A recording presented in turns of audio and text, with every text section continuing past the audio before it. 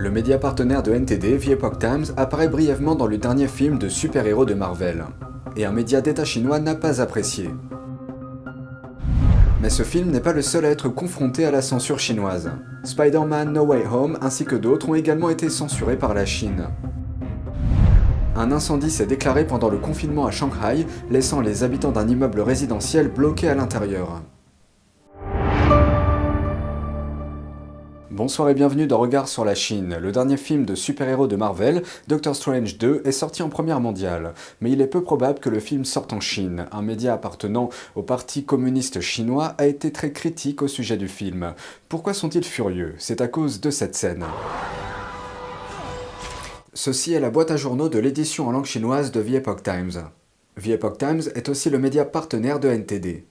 Il est connu pour sa couverture des affaires courantes en Chine, notamment les violations des droits de l'homme par le Parti communiste chinois, la propagande de Pékin et les opérations d'influence à l'étranger. Mais les studios Marvel ont-ils délibérément placé la boîte à journaux dans le film? Le producteur de film Chris Fenton affirme qu'il est peu probable que ce soit purement accidentel. Ils connaissent chaque image du film, ce qu'il y a dedans, et les experts en continuité, les superviseurs du scénario et tout le monde en post-production sait exactement quels accessoires sont utilisés. Donc l'idée que les 200 à 300 personnes sur le plateau ce jour-là et les 200 à 300 personnes en post-production au cours de la post-production n'ont pas remarqué le kiosque à journaux de The Epoch Times, cela semble très tiré par les cheveux. Lorsque le Global Times, média d'État chinois, a vu la boîte de The Epoch Times dans Doctor Strange, il n'a pas été très heureux. Le média a publié il y a quelques jours un article dénigrant The Epoch Times et qualifiant de honteuse l'inclusion du journal dans le film. L'article du Global Times a été publié le 1er mai et le 2 mai. The Epoch Times a trouvé 44 de ses boîtes à journaux en langue chinoise vandalisées par des graffitis à New York. Le rédacteur en chef adjoint de The Epoch Times en langue chinoise affirme que le Parti communiste chinois est impliqué dans ces actes de vandalisme.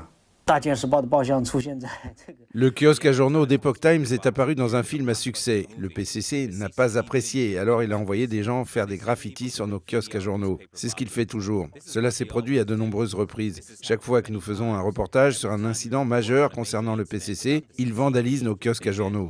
Doctor Strange a été soumis aux autorités chinoises pour examen, mais les chances d'approbation semblent désormais minces. Eh bien, je pense que l'idée que ce film soit diffusé en Chine n'existe probablement plus. On ne sait pas si les studios Marvel conserveront la boîte à journal de The Epoch Times dans le film. Doctor Strange dans le multivers de la folie devrait atteindre les 200 millions de dollars au box-office. Mais il n'y a pas que Doctor Strange qui rencontre des problèmes sur le plus grand marché du film au monde. Selon Puck News, Spider-Man No Way Home n'est pas non plus sorti en Chine. Parce que les autorités du pays voulaient que Sony retire la statue de la liberté du film. Mais à quel point cette demande était-elle importante? Si vous n'avez pas vu le film, sachez que la bataille finale se déroule entièrement sur, au-dessus et autour de la statue de la liberté pendant plus de 20 minutes. Modifier ou supprimer cet emblème aurait coûté des millions de dollars. Le studio a immédiatement rejeté la demande.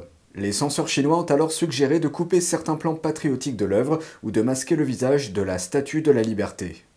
Selon les sources de Puck, Sony a envisagé cette option, mais a finalement choisi de renoncer à une sortie en Chine. La société aurait probablement pu entrer dans le box-office chinois en faisant ces changements, mais supprimer un symbole américain aussi emblématique n'aurait pas été une bonne chose pour le studio. De plus, il n'était pas garanti que les modifications puissent satisfaire les régulateurs chinois. Et pour Marvel, le marché du film chinois n'est plus ce qu'il était. En effet, les films Shang-Chi et Eternals de Marvel ont été exclus du pays pour avoir été perçus comme des insultes envers la Chine.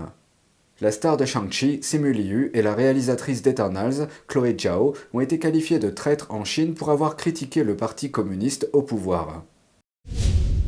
Plus tôt, nous avons mentionné que l'apparition d'une boîte à journaux de The Epoch Times dans le film a provoqué la colère du média chinois Global Times. Examinons de plus près ce journal et pourquoi les médias d'État chinois ont réagi si vivement à sa brève présence dans le film. L'édition chinoise de The Epoch Times a été fondée aux États-Unis en 2000 par des Américains d'origine chinoise qui ont fui le communisme. Ils ont cherché à créer un média indépendant pour apporter des informations non censurées aux personnes parlant chinois dans le monde entier. Le journal a été interdit par le régime communiste chinois depuis sa création et certains de ses reporters qui exerçaient en secret en Chine ont été emprisonnés. À l'heure actuelle, il s'agit du journal en langue chinoise le plus influent en dehors de la Chine. En 2003, l'édition en langue anglaise a lancé sa version numérique. Aujourd'hui, le journal imprimé et son équivalent numérique sont publiés dans 36 pays et en 22 langues. Ensuite, un point sur la situation à Pékin. La capitale chinoise a fermé des dizaines de stations de métro et de lignes de bus mercredi. Les autorités ont également étendu les restrictions de lutte contre le Covid-19 à de nombreux lieux publics. Selon le fournisseur de services de la ville, plus de 60 stations de métro et près de 160 lignes de bus ont été fermées. Les autorités ont également annoncé qu'elles allaient prolonger les fermetures de certains lieux publics, comme les écoles, les restaurants, les gymnases, certaines entreprises et même les immeubles résidentiels. Mais ils n'ont pas donné de calendrier. Cela devient trop difficile à supporter pour certains. On peut voir une femme en larmes lorsqu'elle exprime son mécontentement face à ces restrictions. 我觉得最重要是人吧，我觉得是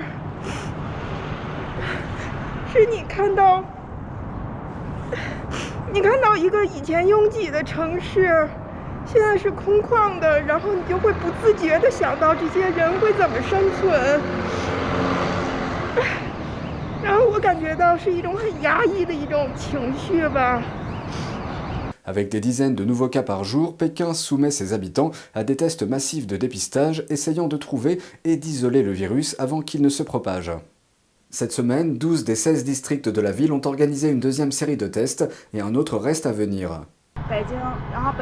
Restrictions in Beijing are very severe. I can't even go eat anywhere. I feel oppressed. I did the PRC test every day and I know that I am not sick. I did not get infected, but I still feel caged like I was sick. I feel these restrictions are excessive. They make people agitated. They can't bear it. La ville prévoit également de réduire le temps que les gens passent dans les installations de quarantaine lorsqu'ils arrivent de l'étranger, de 14 jours à 10 jours, c'est ce qu'a déclaré un fonctionnaire mercredi. Mais ceux qui arrivent de l'étranger devront toujours s'isoler chez eux pendant 7 jours. Une nouvelle vidéo de la ville de Shanghai circule sur les réseaux sociaux. Elle montre le moment où un immeuble résidentiel du district de Pudong a pris feu. L'entrée de l'immeuble était verrouillée de l'extérieur au moment de l'incident, dans le contexte de la politique zéro Covid de Pékin. Les autorités estiment que ces règles strictes vont empêcher la propagation du virus. On pouvait entendre des personnes à l'intérieur du bâtiment frapper et crier qu'elles ne pouvaient pas sortir.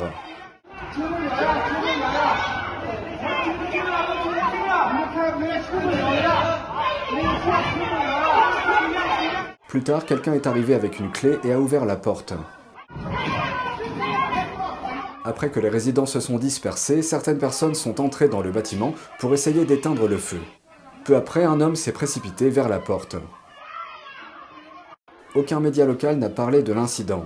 Nous n'avons pu obtenir aucune information sur d'éventuelles victimes. Une autre vidéo du confinement fait parler d'elle. Dans une ville chinoise inconnue, un vieil homme a été vu en train de mendier de la nourriture dans la rue. Il a dit à une personne qui semble être la conductrice d'un camion qu'il est un travailleur migrant, mais qu'il a été affamé par le confinement.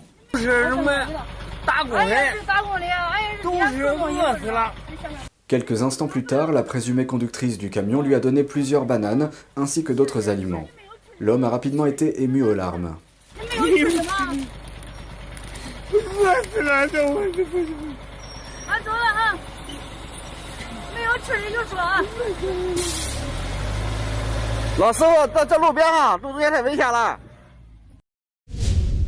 C'est tout pour aujourd'hui, merci d'avoir suivi Regard sur la Chine. On se retrouve lundi pour une nouvelle émission. Prenez soin de vous et à bientôt.